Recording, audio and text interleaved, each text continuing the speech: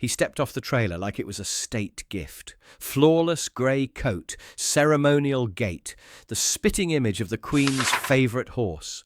And Trump? He called it a tribute, a perfect clone. Identical, he said, down to the last hair. Only it wasn't.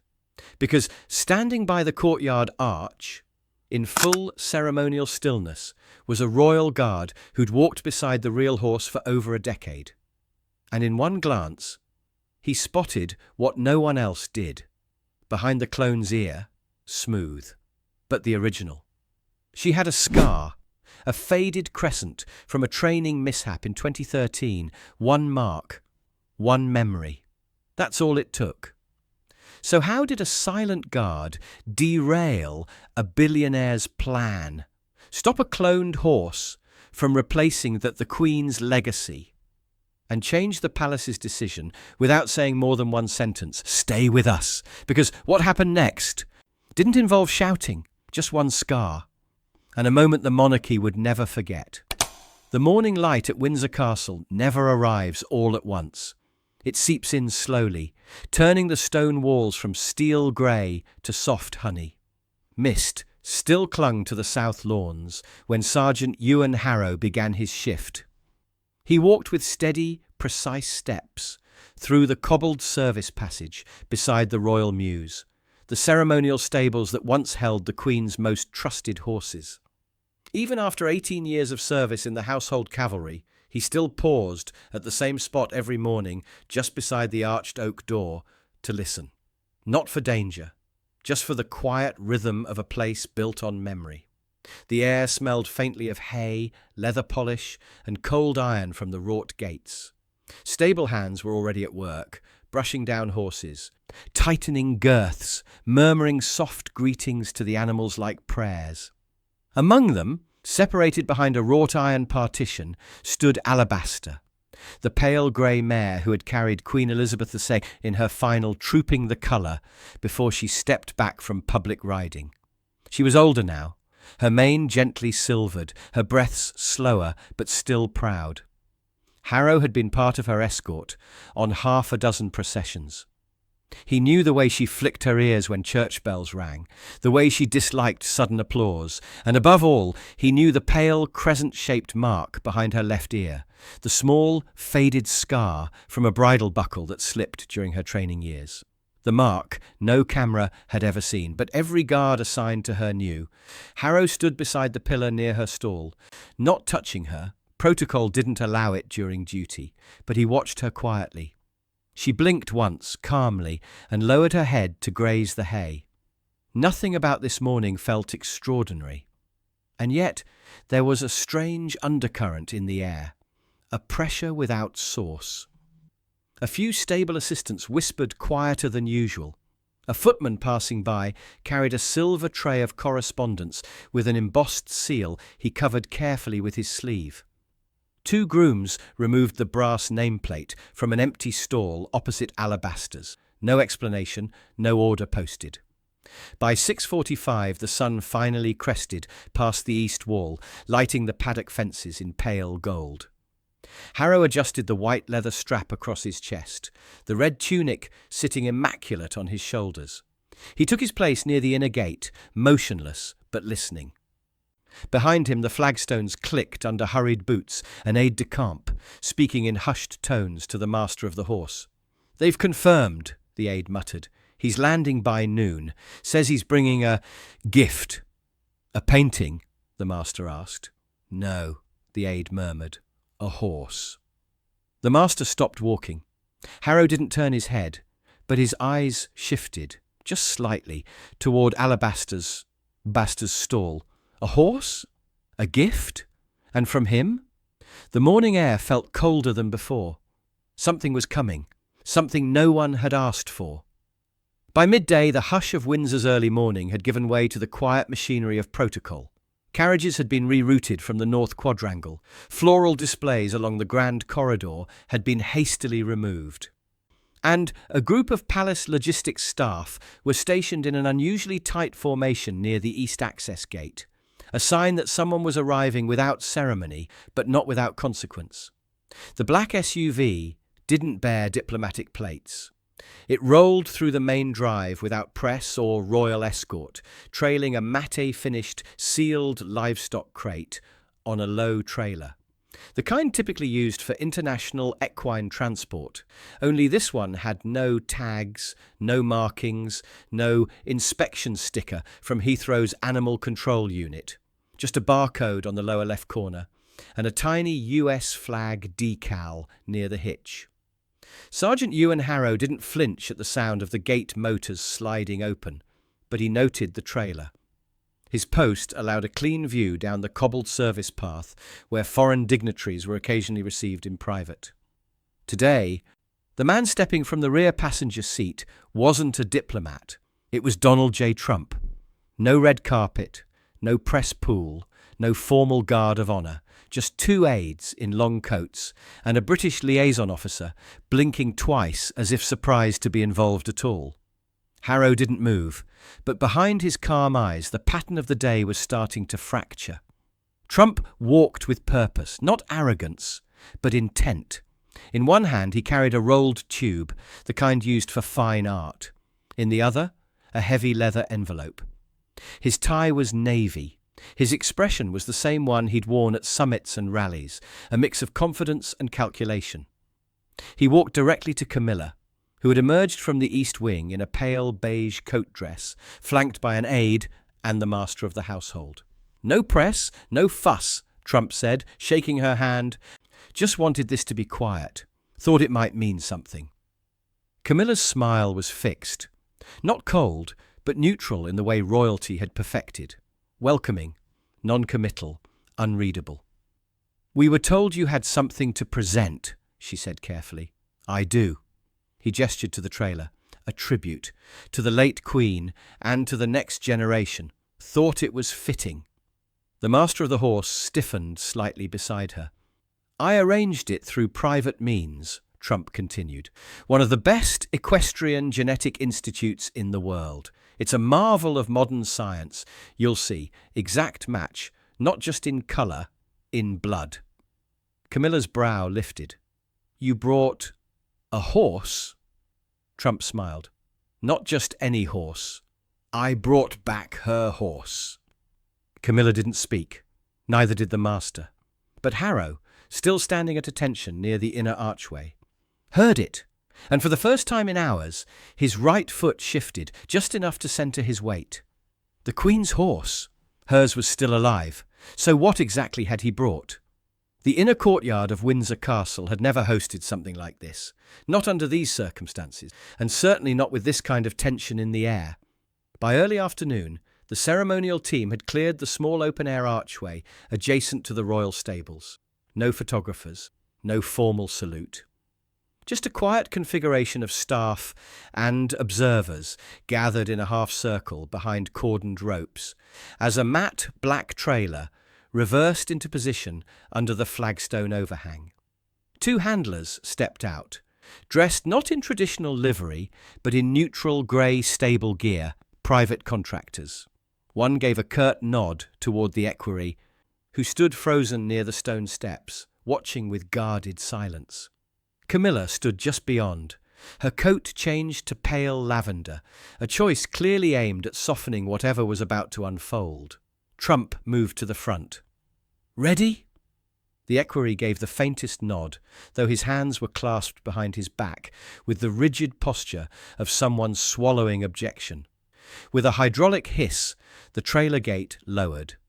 What stepped out wasn't wrong. In fact, it was so right. It felt unsettling.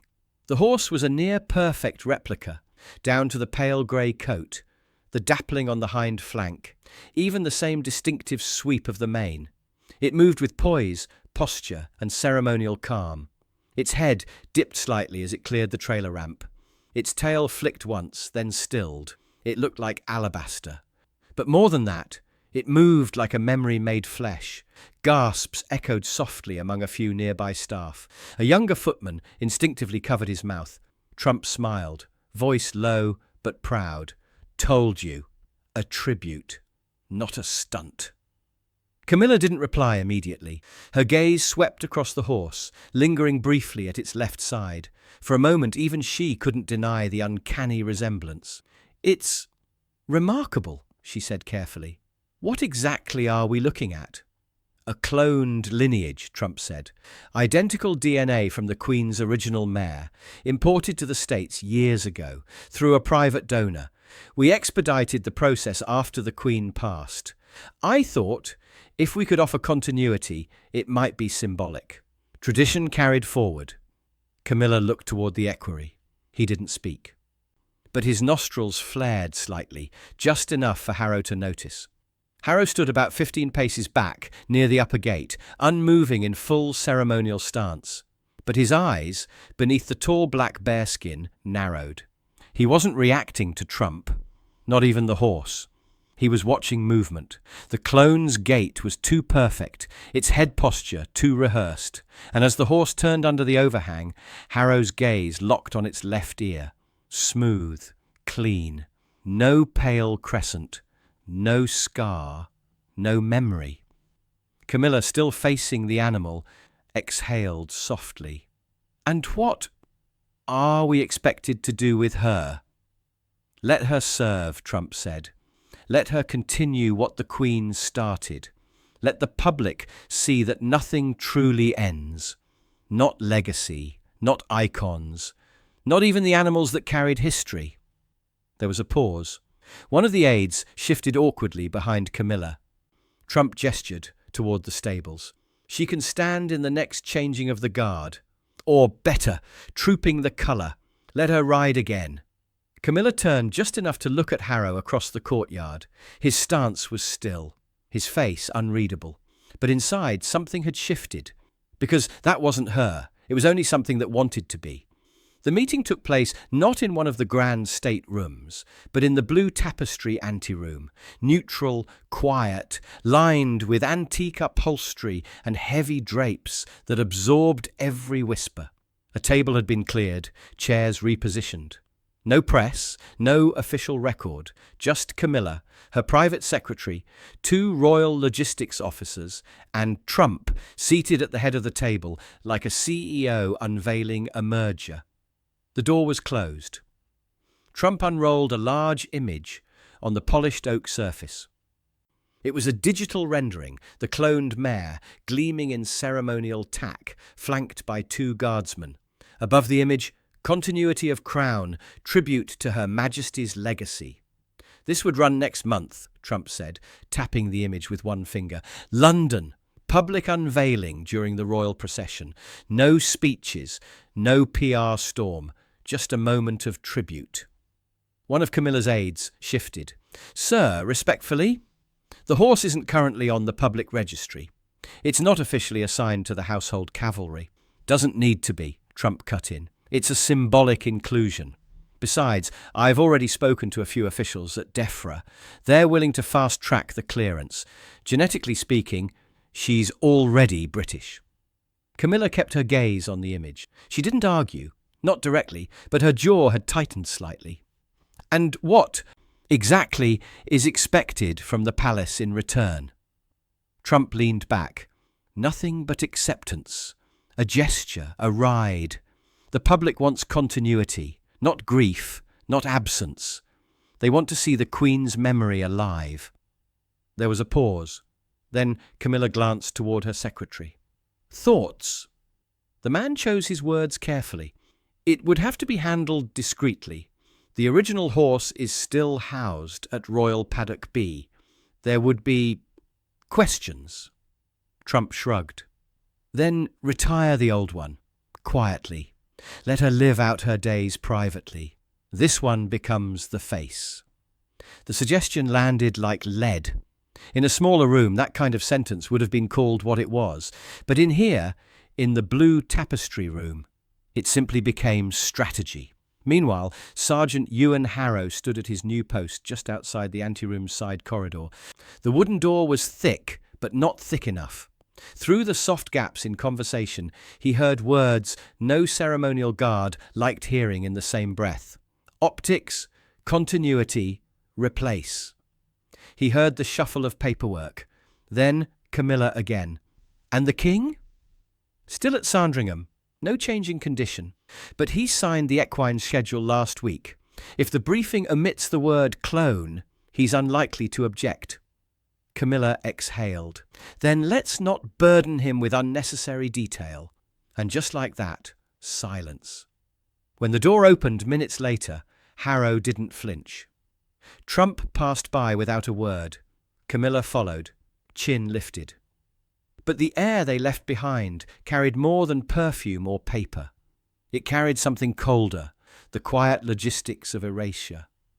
The skies above Windsor held the dull colour of tarnished silver by late afternoon, clouds thick but not raining, the kind of weather that rarely made headlines but always made moments feel heavier.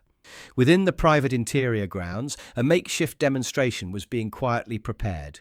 No press, no military band, just a circle of stone-bordered grass under the eastern gallery where ceremonial riders occasionally trained out of view.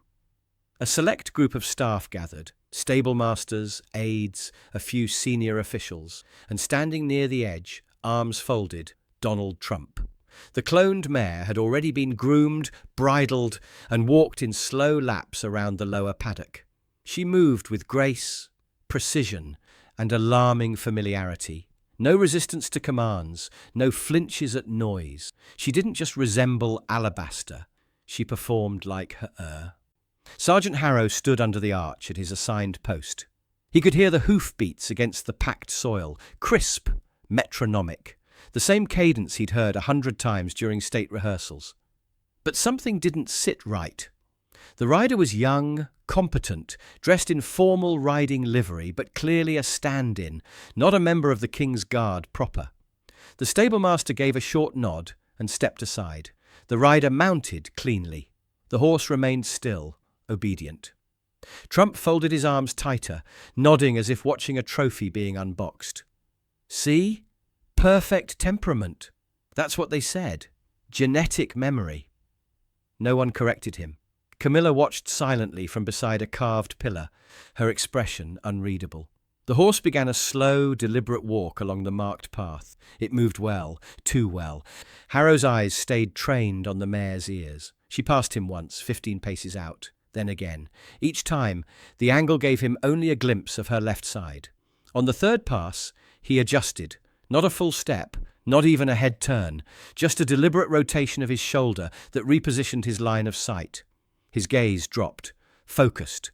Behind the left ear, smooth, unbroken. No pale mark, no old scar, just skin, flawless. He didn't blink. The horse circled again, slowed to a halt. The rider dismounted. There was a polite round of quiet nods, approvals exchanged in glances. Camilla turned to leave. Trump smiled.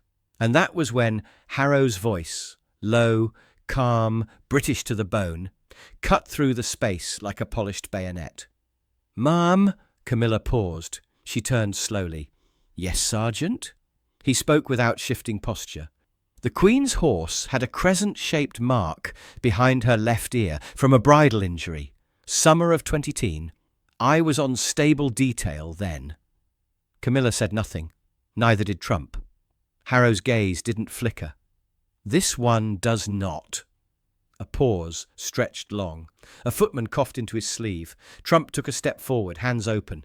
"It's identical. Look at her. That's nitpicking." Harrow replied, eyes forward. "Scars don't clone." Camilla's lips parted, but she caught herself. Then she turned, to Trump, not to Harrow. "We'll discuss next steps inside." They walked away. One aide remained, whispering rapidly into a discreet radio clipped to his collar. The cloned horse was led gently back into the transport stable. And Harrow? He stood still as ever, but this time it wasn't just ceremonial, it was personal. The scent inside the royal stables had always been the same: oak, old leather, linseed oil, and the warm, earthy breath of horses. But this time, it carried something colder beneath the surface. Something administrative, measured, intentional. Sergeant Ewan Harrow stepped out of formation just after the test ride concluded, quietly dismissed from ceremonial duty for the remainder of the afternoon. It wasn't phrased as punishment. just a rotation, a procedural shuffle. But the escort officer didn't meet his eyes. The cloned mare was already being prepped for temporary stabling. Behind the eastern wing, in the lower grooming corridor, grooms moved efficiently. No small talk, no wasted motion. The real Alabaster was nowhere in sight. That too was telling. A summons came minutes later. Harrow was instructed to report to Stable Office 2. He arrived exactly on time. The room was small, half wood-panelled, half stone, with a deep desk, 2 chairs, and a framed portrait of Queen Elizabeth on horseback. Camilla stood beside it, not seated. Her posture was formal, her gloves still on, her tone measured. "Sergeant," she said without looking at him, "close the door, please." He did. She turned slowly. "I'll be brief. What happened in the courtyard was inappropriate." "With respect," Harrow said, "what I stated was fact." Camilla took 2 steps toward him, voice quiet but edged. "You are a ceremonial guard. Your duty is to presence, posture, symbolism, not commentary." "Ma'am," he replied, steady, "my oath is also truth. To the living legacy of the crown. I served Her Majesty for 17 years. I stood beside that horse for 12 of them. I know her." Camilla's expression didn't falter, but her hands curled slightly beneath her gloves.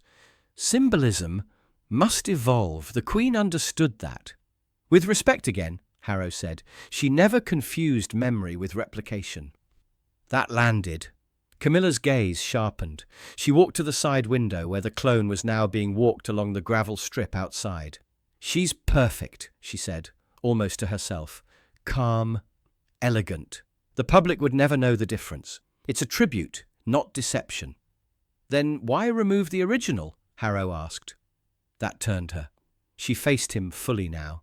"Because the monarchy is not a museum, Sergeant. It must appear unbroken, flawless. The public doesn't forgive age. They forget it." Harrow stood still, but not silent. "The public also knows what's real, even when they're not told." For a long moment, neither of them spoke. Then Camilla sighed, a tight exhale through the nose. "You've made your position clear, but as of now, you'll remain off ceremonial rotation, effective immediately." Harrow didn't respond with surprise, only a nod. "Understood." Camilla moved to the door. Just before leaving, she added, "This isn't exile, Sergeant, it's discretion." He didn't reply.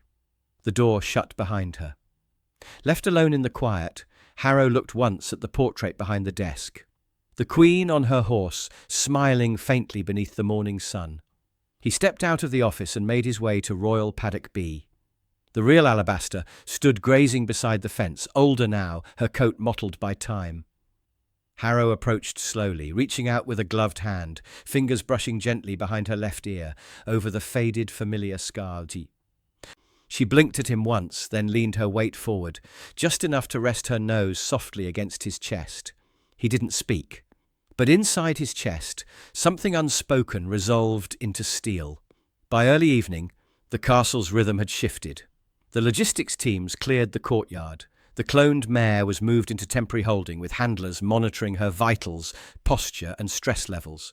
Most of the household staff assumed the matter was settled, that the gift had been quietly accepted, and the schedule would soon reflect a symbolic transition. That's how these things happened. Quietly, internally. Forgotten until they appeared in public, polished and reframed. But not everyone had been briefed. Prince William arrived at Windsor just after 6:15 p.m, and his vehicle escorted not by motorcade, but a single security vehicle from Clarence House. He looked sharp, but tired. His tie loosened slightly, jacket unbuttoned. He entered through the side gate, greeted by a waiting steward who handed him a short briefing folder and a hushed update. He paused halfway through reading it, then asked only one question. Who made the decision to accept? The steward didn't answer. He simply gestured down the corridor, toward the east wing, where Sergeant Ewan Harrow had been reassigned to internal duty. William found him outside the Royal Saddlery Hall, standing near a tack room door. Harrow didn't look surprised to see him. He simply came to attention and saluted. "At ease," William said, voice even. "Walk with me?" They moved through the stables side by side, no aids, no cameras, just hoof-softened stone and the low creak of leather straps in the distance. "I've been told," William began, "that a horse was brought in, a gift." "Yes, sir. They're saying it's a clone, a tribute." Harrow nodded once. "That's what they're calling it." William stopped walking. "Is it her?" The question hung in the air. Harrow turned to face him. "No, sir, it's not." William studied him. "You're sure?" "There's no mark behind the left ear. Alabaster's scar. She got it during a bridle slip in training, summer of 2013. I was assigned to her that year. She never rode without it." William's gaze dropped, thoughtful. "I remember. My grandmother used to run her hand along that scar before every public ride. Said it was her lucky mark." He said nothing for a while. Just stood there, watching the dim light flicker in the stable corridor. Then, "Why wasn't I told about the plan?" Harrow answered carefully. "It was managed through the consort's office. They wanted a smooth presentation. There was concern over optics." William gave a faint laugh, dry and bitter. "Of course there was." They stood in silence for a moment longer. Then William said quietly, "Thank you, Sergeant, for seeing what others didn't or wouldn't." Harrow nodded. "I only saw what was missing, sir." "That's enough," William replied. Then, with a glance back toward the castle, "I want to see her, the real one, not the copy." Harrow led him down the side path toward Royal Paddock B, where the real Alabaster stood, grazing beneath the fading sky, head lowered, body still strong despite her age. William approached her gently. She lifted her head. He stepped close and, without prompting, reached behind her left ear, his thumb brushing against the scar like an old memory rediscovered. He didn't say anything, but he didn't need to. Twilight cast long shadows across the lower courtyard, painting the pale limestone with soft amber hues. Torches had not yet been lit, but the final light of day pooled beneath the arched windows like fading breath. The setup was already in motion. A private ceremonial presentation, just as Trump had requested. No media, no broadcast, only a select few. Camilla, her aides, the palace equerry, the master of the horse, and a handful of uniformed staff positioned at strategic points. The cloned mare had been brushed to a glassy sheen, its tack perfectly aligned. It stood calm in the centre of the courtyard, flanked by two handlers. To anyone watching casually, it would have seemed like a normal tribute. A moment of respect, a bridge between traditions. Trump adjusted his cufflinks near the front edge of the platform, his coat hung open, his smile steady. He turned to Camilla with a nod. "Let's make it official." Camilla's expression was unreadable, lips pressed in a line, neither approving nor dissenting.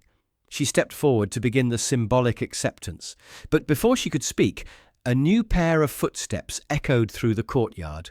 Prince William entered from the far side. No introduction, no preamble, just presence. The aides froze. Camilla's brow lifted sharply. William walked with quiet purpose, not rushing, not grandstanding. He stepped directly into the presentation circle and approached the horse. His gaze swept across it carefully, thoughtfully. Then, without a word, he moved to the mare's left side. A faint rustle moved through the courtyard. William gently lifted the mane behind the left ear, fingertips brushing the skin. Smooth, unbroken. He stepped back, turned toward Trump, voice low, calm, final. "Where did you get her?" Trump blinked. "Pardon?" William repeated. "Where did you get this horse?" Trump gave a smile that didn't quite reach his eyes. "Top-tier equine lab, out of Houston. Everything above board. She's genetically identical, down to the nerve response." William held his gaze.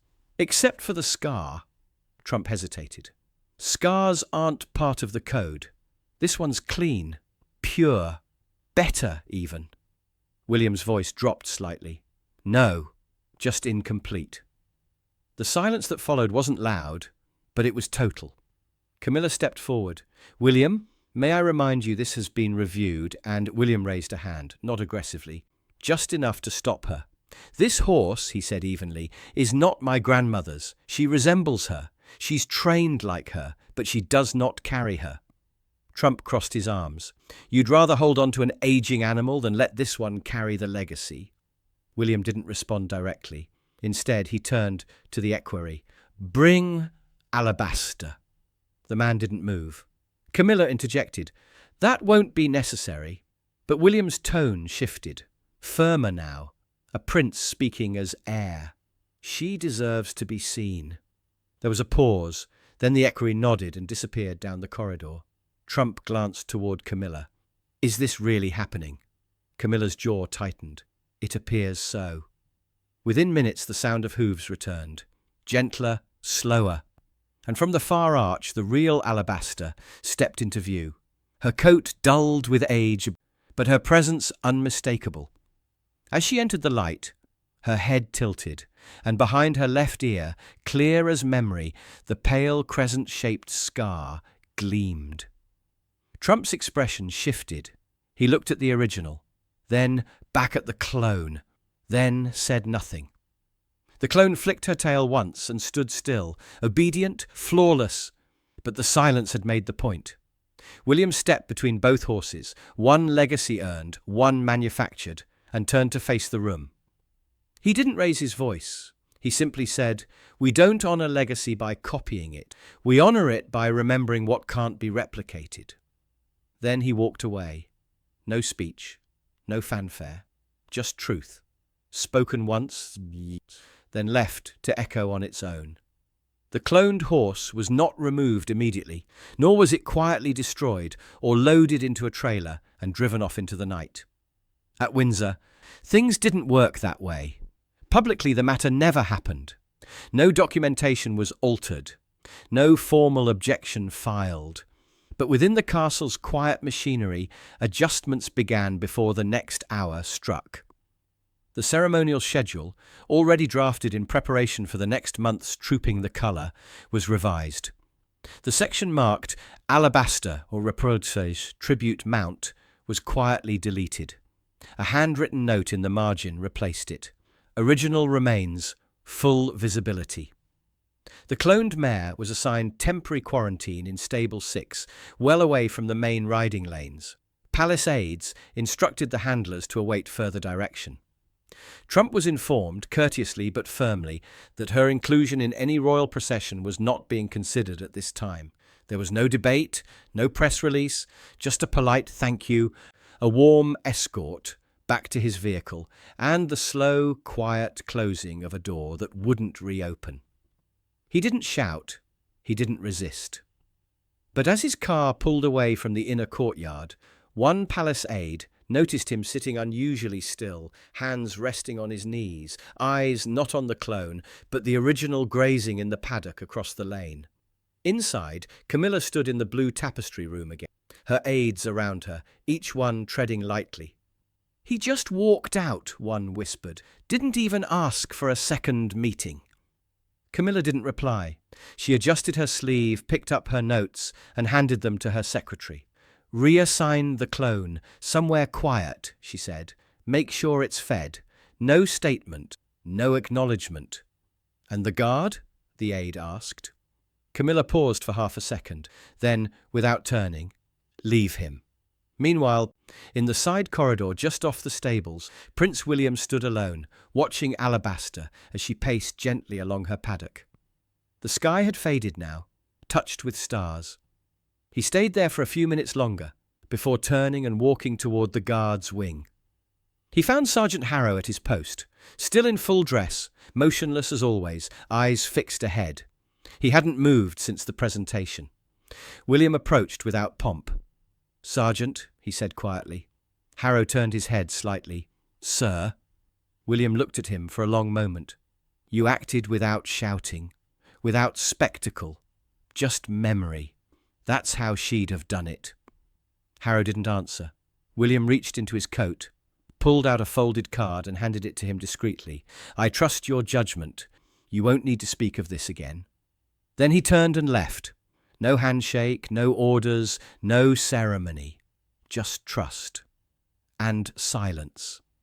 By the time the outer lanterns flickered to life along the Windsor perimeter, most of the castle had returned to its quiet rhythm. Footsteps softened, staff rotations logged, dinner services reduced to whispers behind panelled doors. The cloned mare slept in a temporary stall beneath a brass lamp that hummed faintly from age. No handlers remained beside her now. Only a stable assistant, cross-legged on a stool, humming softly into the silence as he brushed down a saddle that wouldn't be used tomorrow. Across the inner paddock, the real Alabaster grazed peacefully under the stars, her movements slower now, but confident. She paused only once to lift her head and glance toward the archway, ears twitching at a sound she knew better than any command.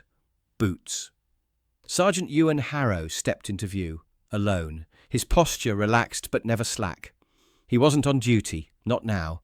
His jacket had been removed, folded neatly under one arm, but he still wore the red wool undershirt and polished boots, and the white leather belt that had carried more than just ceremonial weight today. He approached the fence, stopping just short of it. Alabaster took 2 steps toward him, then leaned gently against the rail, his voice soft, almost invisible. "They almost forgot you." The mare blinked. He reached forward, brushing one hand behind her ear, over the scar. She leaned into it, just slightly, and then, without a sound, he smiled. Not because he'd won anything, but because something had been held. Should a tradition ever be copied, if it means forgetting what gave it meaning?